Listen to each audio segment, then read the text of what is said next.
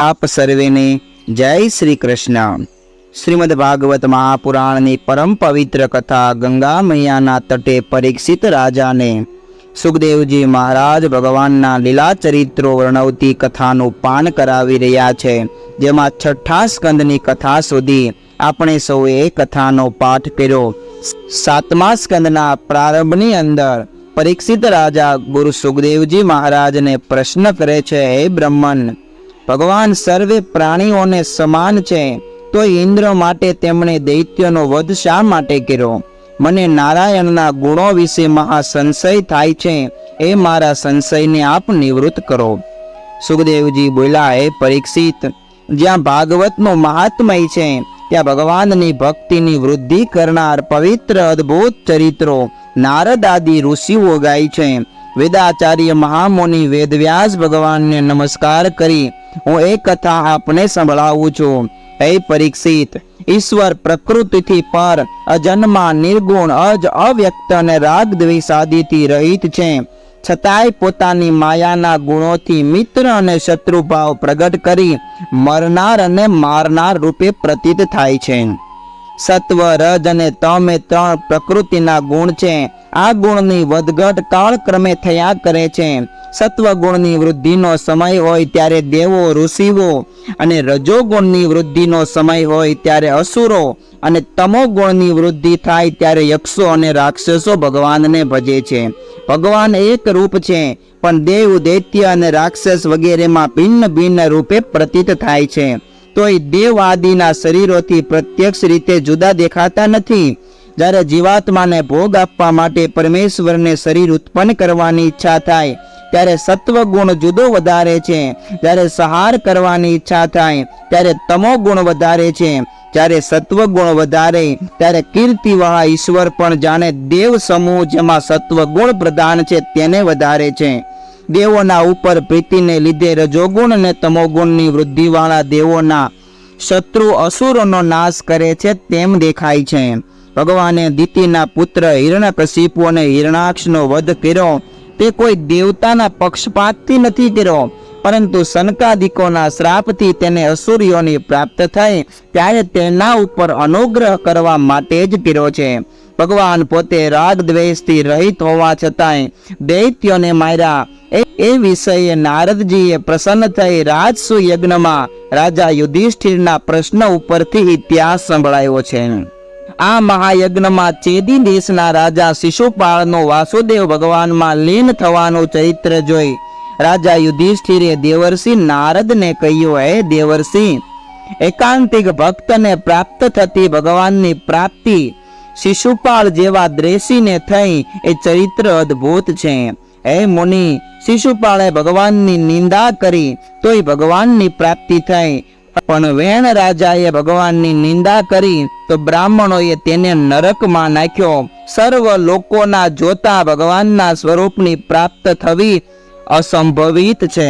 સુખદેવજી બોલા, હે પરીક્ષિત, યુધિષ્ઠિરના વચન સાંભળી નારદ બોલા, હે ધર્મરાજ, નિંદા સ્તુતિ સત્કાર તિરસ્કાર વગેરે દેહ પ્રકૃતિ પુરુષના અવિવેકથી કલ્પિત છે।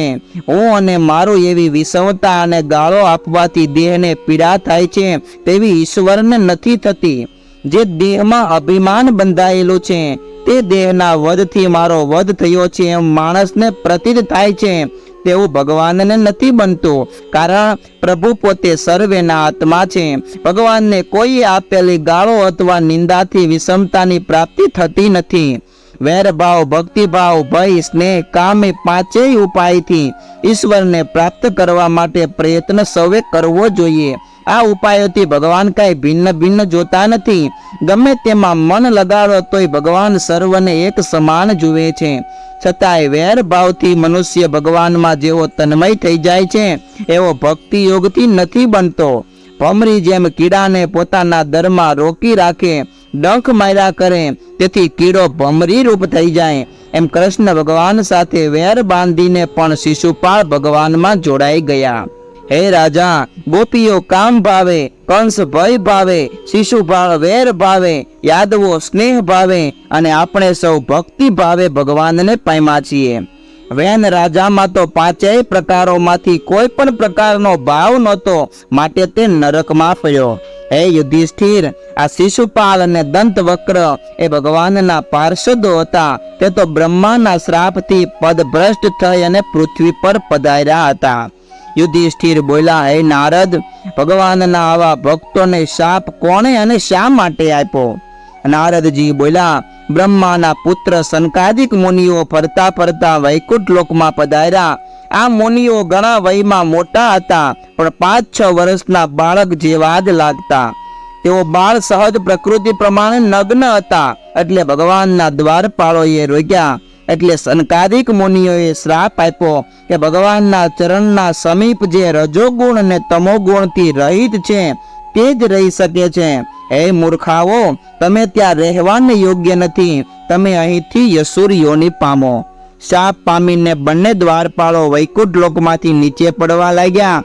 ત્યારે સનકાદિકે દયા લાવી અને કહ્યું, તમે 3 જન્મ ભોગવી અને પાછા આ લોકમાં આવશો. આમ બંને દ્વારપાળો દિતિના પુત્ર થયા. મોટો એ હિરણ્યકશિપુ અને નાનો હિરણાક્ષ બન્યો. હિરણ્યકશિપુને ભગવાને નરસિંહ રૂપ ધારણ કરીને માર્યો. હિરણ્યકશિપુએ પોતાના પુત્ર પ્રહલાદને અનેક દુઃખ આપ્યા, તેથી ભગવાને તેને માર્યો હતો. પૃથ્વીનો ઉદ્ધાર કરવા વરાહ રૂપ ધારણ કરી ભગવાને હિરણાક્ષને માર્યો. પછી બીજા જન્મમાં આ બંને દ્વારપાળ વિશ્રવા ઋષિની પત્ની કૌશિનીની કુખે રાવણ અને કુંભકર્ણ નામે પ્રગટ થયા. આ સમયે ભગવાન રામચંદ્ર અવતાર ધારણ કરી અને પ્રગટ થયા. રાવણ અને કુંભકર્ણનો વધ કર્યો. અને ત્રીજા જન્મમાં આ બંને દ્વારપાળ શિશુપાળ અને દંતવક્ર નામે જન્મ્યા અને ભગવાનના ચક્રથી વિંધાય અને મુક્તિ પામ્યા છે. આ પ્રમાણે નારદજીએ ધર્મરાજ યુધિષ્ઠિરના મનની અંદર ઉદ્ભવેલા પ્રશ્નનું સમાધાન આપ્યું. ભગવાનના ધામની અંદર રહેવા છતાં પણ ભગવાનના ભક્ત એવા સનકાદિક મુનિનો દ્રોહ કર્યો, તો જે ધામને પામીને ક્યારેય પાછું આવવું નથી પડતું એવા પરમાત્માના ધામમાંથી પણ જય અને વિજય નામના પાર્ષદ આ ધરતી ઉપર આવી અને અસુર યોનિને પામ્યા છે. માટે આ કથામાંથી એ બોધ લેવો જોઈએ કે ભગવાનના ભક્તનો ક્યારેય દ્રોહ ન કરવો જોઈએ, એમને ક્યારેય દુખાવવા ન જોઈએ. કારણ ભગવાનના ભક્તને દુખાવવાથી એનું બહુ મોટું ભયંકર ફળ મળતું હોય છે. માટે ભગવાનના ભક્તને આદર થકી વંદન કરી પરમાત્માની ભક્તિ કરી અને આ જન્મ સાર્થક કરી લેવો જોઈએ. આ શ્રીમદ ભાગવતના 7મ સ્કંદના પ્રથમ અધ્યાયનો સાર રહેલો છે. આગળ દેવર્ષિ નારદ યુધિષ્ઠિર મહારાજના આગળના પ્રશ્નના સમાધાન આપે છે, પરંતુ એ દ્વિતીય અધ્યાયની કથા આપણે આગામી દિવસોમાં સાંભળીશું. એ કથા સાંભળીએ ત્યાં સુધી આપ સર્વેને ભાવથી જય શ્રી કૃષ્ણ.